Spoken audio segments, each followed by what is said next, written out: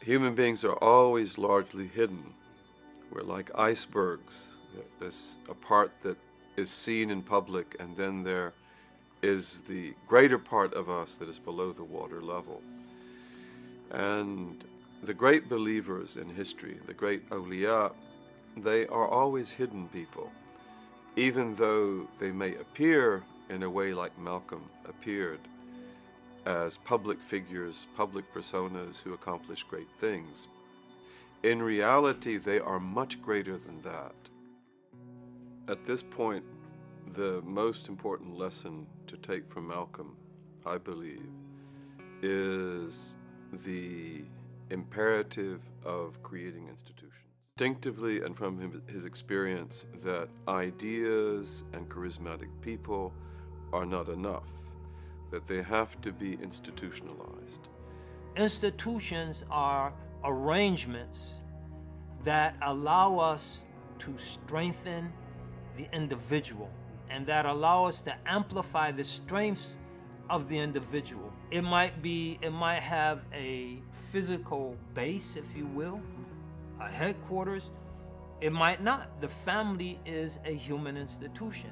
The family is an arrangement, a group arrangement that emphasizes and accentuates the strength of individuals and mitigates and minimizes their weaknesses. In the United States today and in Canada, this is the time when, inshallah, the first effective settlement of Islam is likely to take place.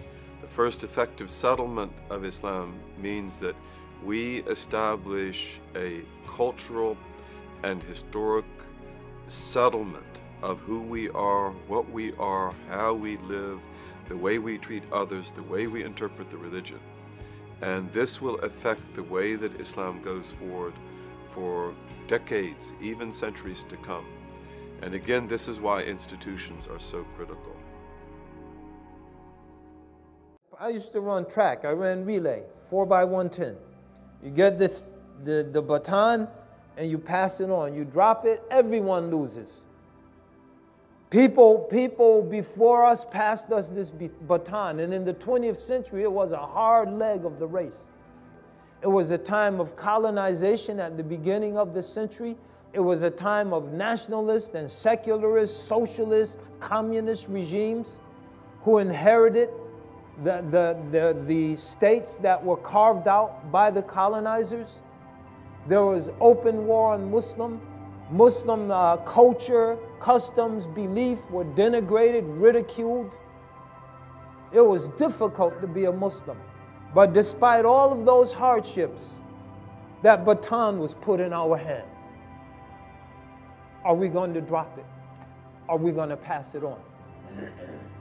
If we're going to pass it on, you're going to have to run with strength. Malcolm ran with strength.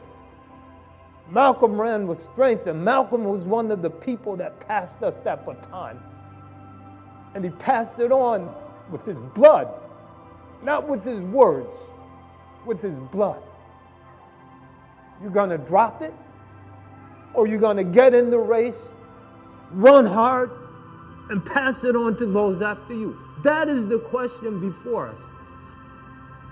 So Malcolm, through his struggle, through his effort, through his sacrifice, was a purified soul. And because he was a purified soul, he could follow the truth wherever it led him.